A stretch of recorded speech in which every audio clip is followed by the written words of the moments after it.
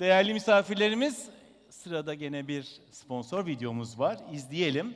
Daha sonra çok güzel bir panelimiz var ve kalabalık bir panel. Panelistlerimizi sahneye davet edeceğim.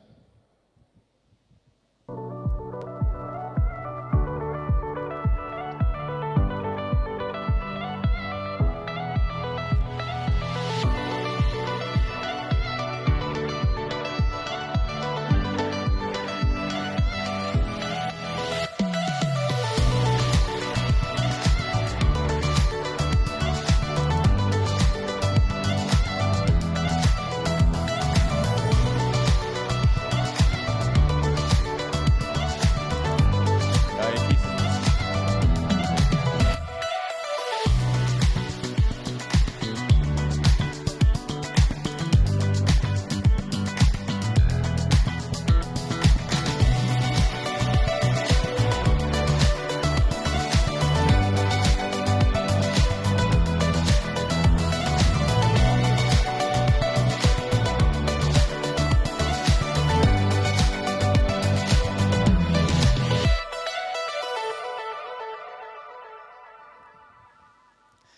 Evet, şimdi söylediğim gibi kalabalık bir panelimiz olacak ve duayen şef Alain Ducasse'ın öğrencileri bizim burada bu sahnede konuğumuz olacaklar ana salonda. Konumuz The Legacy of Alain Ducasse. Moderatörümüz alkışlarla sahneye davet ediyorum. Yazar ve yemek stratejisti Nicolas Chatanier. Nicolas. Kısaca konuşmacılarımızdan da bahsetmek istiyorum. Konuşmacılarımız merhaba. Alain Ducasse'ın mutfak anlayışını Londra'da çağdaş ve rafine bir biçimde 3 Michelin yıldızlı Alain Ducasse at the Dorchester'da yorumlayan şef Jean-Philippe Blondet, Monaco'da yer alan 3 Michelin yıldızlı Le Louis XV Alain Ducasse'ın sade ve doğal gıdanın şefi Emmanuel Pilon ve restoran Le Maurice Alain Ducasse yönetici şefi Amaury Bour. Stage is yours. We have our timer up there and we have the great audience waiting for you. Thank you so much. Thank you. Hello, everyone. We are very, very happy to be here today. Thank you first for Gokman to have us and Gastromasa. We are so pleased to be able to talk to you about Alain Ducasse. So my name is Nicolas Chatanier. I am an author and I am deeply interested in the history of French cuisine. And I have been working for a long time on the path and the career of Alain Ducasse. So just to remind you who Alain Ducasse is, Alain Ducasse obviously is a French chef, the most well-known French chef at the time today. He has opened 33 restaurants across the world, and he has 17 Michelin stars. Now, that's the precise count today. And we are very lucky today because we have gathered 3 of his most talented chefs who represent 3 of his most celebrated restaurants in the world. So I'm going to introduce you to Jean-Philippe Blondet, who works in London for the Dorchester. Amaury Bours, who works in Paris for Le Maurice. And last, Emmanuel Pilon, who works in Monaco for Le Louis XV. So this is the most important Alain Ducasse restaurant in the world, and they've come to see you today. So we are going to be talking about the legacy of Alain Ducasse, although the word legacy would not be his kind of thing. I'm not so sure that Alain Ducasse would talk about his legacy yet. I think he would be talking about career, training, education, whatsoever, but not really about legacy. And we are very pleased to come to see you today talking about legacy because there is this book that is just behind us. This book is been out this week. It's in French for the moment, so it's going to be in different languages in a few months to come. And this is a very specific book because it gathers the cuisine and the cooking from those 3 restaurants and those 3 chefs. So it's kind of an exploration of exactly what is the DNA, that's the title of the book, the DNA of Alain Ducasse. And the question is, what are the differences between those restaurants and what are the common ground between those restaurants? That's always the most interesting thing with Alain Ducasse, is how he's bridging, he's creating a shared spirit and at the same time allowing different identities. So we're going to be discussing with those three chefs about exactly that sort of topic. So first, maybe let's start with Jean-Philippe. So Jean-Philippe, could you tell us how long have you been working with Alain Ducasse? And also, what's the type of cooking you're doing in London? And is it related to exactly to the British audience? And maybe you have a cuisine that corresponds to them? So how did you deal with everything when creating the menus at the Dorchester? Okay. So I mean, this is like kind of very large question. Yes. So I will start by saying like over 20 years I'm working along with Mr. Ducasse. So start a bit with Louis XV. So I think this is very important to mention because a lot of us, and I think all of us, pass by this restaurant. That is where you can be totally interacted, I will say, with the DNA of Mr. Ducasse about the techniques, the philosophy, and I think this is very crucial to mention it. Well, after I move a bit around the world with Hong Kong, London, Monaco, and a bit of Paris. The way how we are creating the menu, look, it's 20 years I'm working with him, so obviously now there is a relationship which is very strong with him, and there is, of course, some confidence. Like he's very confident and trust about what we are doing. Philosophy, look, is very very simple. Is all about first the products that you can find in season around you. Okay. So obviously, it's really based on what we can find in UK right now. Okay. So I will say it's a contemporary French cuisine. Okay. A bit of modernity, and yes, we try to adapt our dishes to make sure that we can touch all the clientele. So not only the British people, but like everybody around the world, because our guest is like American, from Asia, from everywhere. When we prepared this interview, you told me that you feel that it could be your own restaurant, that you're doing exactly the cooking that you would be doing in your own restaurant. How does that work? Yeah, I mean, 100%, otherwise I will be still not here after 20 years. So the way how it's working is like, yeah, obviously trust, but after why I will not do anything else is because, well, it's all about personality. So what I'm doing every day is like just trying to put my personality, and especially the one in my team. So my sous chef is much involved with the creation as well. So okay. I will say that the menu is me, but as well with all my sous chefs, especially with Alberto. So it's all about personality and product. Okay. So yeah, the menu is changing, depends of who is surrounding me. It's not only me, it's a teamwork. Okay. Yeah. So I'm going to go over to Amaury. So Amaury, you're based in Paris, at the Le Meurice. So how would you talk about your cuisine at the moment in Le Meurice? Because I know it's very different from Jean-Philippe in a way, yes. But not... I think Paris is very central.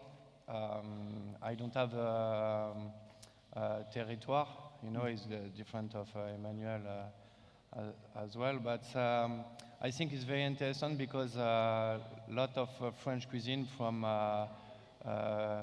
bourgeoisie cuisine from Paris, a lot of history, and for me it's very interesting to mix because the dining room is very old. It's a reproduction of the Castle of Versailles, the room of the peace. Le Meurice is the first palace. It's important to me to have storytelling with where I work, and I adapt my vision of the Alain Ducasse enseignement and my vision actual. I don't speak about modern cuisine, but I think more actual, not so fat, not a lot of grease. Yeah, you could explain a bit more. So reducing fat, using more and more vegetables? Yes, I think it's very nice to play now with vegetable because the animal protein, all the chefs make lobster, meat, everything. I think it's very nice now with new and old technique to play with vegetable and to make new tasty flavor for make a surprise for the customers. In Le Meurice, when I dress the plate, I would like to respect a lot of project because Alain Ducasse education is this, not transform a lot, but I adjust more technical for cook, and for the dressage. Ok. Et maintenant, Emmanuel, est-ce que tu veux nous expliquer un peu ta philosophie de cuisine au Louis XV? Yeah, okay. Je vais le faire en français, tu veux? Ouais. Just sorry, Nicolas translate for me because I think it's better for you because my English is very bad. Donc moi, ça fait 2 ans que je suis arrivé au Louis XV. Avant ça, donc j'ai participé au concept de la naturalité, la philosophie de la naturalité avec Romain Méder au Plaza Athénée, sous l'idée du chef Alain Ducasse. Donc on a mis en place cette naturalité et quand je suis arrivé à Monaco, donc il y a 2 ans, le principe c'était de mettre en place cette naturalité avec les produits de la Méditerranée. Okay. So he's been working for Louis XV for 2 years. Obviously, as all of these chefs, they've been working for many years with Alain Ducasse. And Emmanuel participated to a project called Naturality, which is a 10-year-old project now, which was about creating a new shape of French cuisine, reducing fat, using more and more vegetables, reducing meat, and so on. And it was a real new innovation from Alain Ducasse at the time at the Plaza Athénée. And Emmanuel was part of the team, and now he's been transferred to Monaco, which is the landmark Ducasse restaurant because it's where he got the 3 stars first in 1997. So now Emmanuel is merging in a way the naturalité concept with the ingredients from the Mediterranean Sea. Donc voilà, on a la richesse, on a la chance dans le sud d'avoir une richesse de produits de la mer, de la terre, assez exceptionnelle autour de nous. Donc on peut être assez local. Nous, on a la chance d'aller au marché proche de chez nous. On va un peu en Italie, un petit peu à Nice, à l'arrière-pays, etc. Et voilà, la philosophie un petit peu qu'on essaie de mettre en place donc, au Louis XV, c'est ce concept de naturalité qui pour moi est une philosophie dans le sens où c'est utiliser l'entièreté du produit, respecter tout le producteur, la façon dont ça a été, respecter le produit pour pouvoir respecter le producteur, etc. Voilà, utiliser dans son entièreté et en tirer la quintessence des goûts. Yeah, so it's pushing the flavors. Pushing the flavors and also trying to work the piece whole, meaning using everything from nose to tail or from basically exactly the whole ingredients, such as in this case the artichoke. So that's a very different cuisine than again you have 3 different profiles of cuisine. But now I would like to have your stories about the fact that Alain Ducasse in the book he's writing that he's a sports coach and he's managing you like a sports player. And how could you explain to us how does that work? How do you work basically on a daily basis with Alain Ducasse? What does it bring to you and what's the communication like so that basically it's your cuisine but it's his restaurant?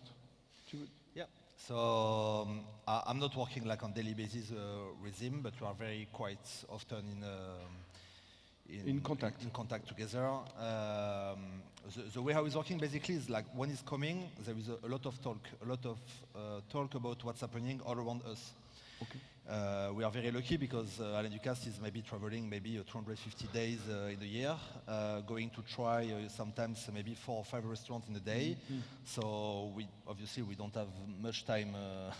We are staying behind and cook. So he brings you an outside Yeah. look. Yeah, outside look and trying all time to push us outside our boundary. So all time a bit more, like Okay. this is good, but you should try to go much more on that way. Or now I don't want any salt anymore because Okay. about the health and everything. So try to remove the So salt. he creates a framework, he puts borders.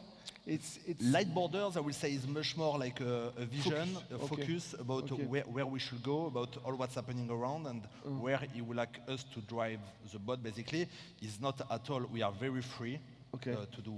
I mean, I think we are all very free to do whatever we want to do, but Yeah. still with his vision and the way how we want to drive the boat, basically. But Okay. from very high with a very Yeah. I like the idea that is you're bringing lots of different ideas, but it gives you focus. yeah. Okay. Amaury, how do you feel? I that think it's you different, you see Alain Ducasse a bit more because you're in Paris. His So office in Paris, and the relationship is very nice because for me, I think it's a little bit the relation with father and son, a little Okay. bit. I talk a lot with him. He is the same of Jean-Philippe. He has a chance of. how long have you been working with Alain Ducasse? 17 years. 17 years. Yeah, Okay. yeah, a lot of time. But no, but it's good. I explain why. I start in Louis XV. After I go to the Plaza Athénée, I meet different chefs with different. I work with Romain Meder and Emmanuel Pilon at the Plaza Athénée with Naturality, other chefs. I finished the school. I make internship, a training period in Louis XV, and I discover high quality of project, very wonderful vision, Okay. lot of rigorous process for respect the. But you're like Jean-Philippe. You think that he brings you focus on. I like the relation because I lot of liberty, and for Okay. me, for make a creation, it's important to have a liberty. Are you trying to excite him, create surprise for him? Yes, or- yes. Is all the time is a new challenge because Alain Ducasse don't You want to like surprise him. when you stay at the same level. He want to push him to make a better tomorrow for him. Is why I speak about a father because in general he's not. He wants more all the time, and my father he wants more all the time. But I like this. I like this. He push him to make. So you agree with the coach, the sport? Yeah, sport yes, coach? exactly. It's the same of when I like to football. It's the same. Never to go to make a goal. He's not a player, but he's a trainer, so Okay. he's coach. Emmanuel, tu dirais à peu près pareil comment tu vois la relation avec Alain Ducasse? Je pense qu'on la voit à peu près tous les trois de la même façon. Ouais. Alain Ducasse, c'est quelqu'un qui nous fait grandir en fait. Ok. Quelle que soit notre façon de cuisiner, de voir la cuisine, il nous fait confiance. Nous, on essaie de lui rendre au maximum. Il nous pousse dans nos retranchements, toujours à aller chercher plus loin, à se dire qu'on n'est jamais arrivé en fait. Vraiment, voilà. Ok, très bien, on est arrivé là. Allez, on va aller encore plus loin. Qu'est-ce qu'on peut faire d'autre? Qu'est-ce qu'on peut amener de plus? La curiosité, en fait, il nous inculque vraiment ça. C'est vraiment quelque chose qui nous rassemble tous. So what Emmanuel is adding is it's a room to grow. It's the way Ducasse is discussing with him is an opportunity to grow, to push forward, to do more, and never to satisfy yourself with what you're having. It's always about the next step, the next stage, the next flavor. He has this phrase which I quite like. He says that there is never a good habit. So habits are never good. It's always you should be moving all the time. Et just in a form of conclusion, I just would like for you three guys to sum up the real DNA of Alain Ducasse. So basically, in the cooking, what are you looking for? What is the common ground between you two?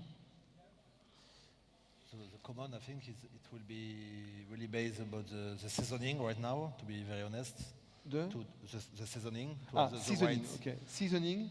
the right ingredient as well, depends on the So seasonality. right ingredient, obviously. Seasoning. What I would say. Good. Cuisson, non? Cooking, Yes, yeah. exactly. And you respect. He don't like when you don't respect the project.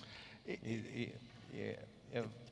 And all the people, because I speak a lot of chefs, I speak a lot of people in the restaurants, but the industry of the gastronomy is more bigger with the farmer, the fishman, the vigneron, everything he work for the restaurant. It's a big economy. And Alain Ducasse, I think, is not only ambassador of the gas, at the large world ambassador of the gastronomy. He englobe all the people, all the world, not only a restaurant, I think, but more yes, exactly. An ecosystem around the yes. restaurant. And it's why in Paris, never I speak about a local project, because in Paris it's very difficult, but I speak more national. Okay. Because it's very rich. French is very rich with project. Et Emmanuel, toi, est-ce que tu pourrais nous parler de la puissance de goût? Parce qu'il y a quand même une recherche chez vous tous d'une puissance quand même, d'une force. Concentration. L'idée, c'est d'épurer nos assiettes. Donc, à partir du moment où il y a moins d'éléments, on va essayer de concentrer les goûts sur un ou deux ou trois ingrédients maximum et d'aller vraiment chercher la quintessence. C'est vraiment encore cet esprit-là de la philosophie de la naturalité, c'est d'accentuer les goûts, de trouver des aspérités et des choses qui font que, voilà, il y a une part de gourmandise, mais il y a des marqueurs et que chaque coup de cuillère soit une découverte dans l'assiette. Okay. So it's about purity. It's very purity and power of each dish, and also the ability to discover new taste with every spoonful. C'est vraiment ça. Chaque cuillère t'amène à un autre truc. Yeah. So but c'est quand même très puissant, ou pas? Il faut que ce soit comme les grands vins, en fait, que ça reste longtemps en bouche, qu'on ait un souvenir gustatif qui reste en mémoire et que voilà, qu'il se passe des choses, des émotions, qu'on crée quelque chose, quoi. Okay. So it's also a memory. It's a memory game. It's basically how do you push flavors to leave a message in memory. Thank you very much, you three, to have traveled to Turkey, to Istanbul. I think we had a great time. Thank you very much. Thank you so much. And we have small memories for you Oh, thank from you so much. today, actually.